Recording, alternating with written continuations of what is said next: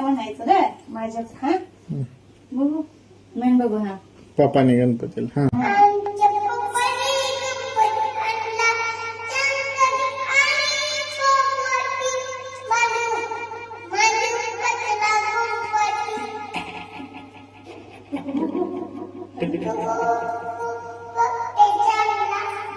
पुढे आमच्या पप्पानी म्हणत नाही व्हायचं म्हणत येड सगळं म्हण सगळं म्हण सरळ म्हण की पहिल्यापासून माझ्या पप्पा म्हण बघू हा हा आमच्या पप्पा तुला येतच नाही म्हणायला.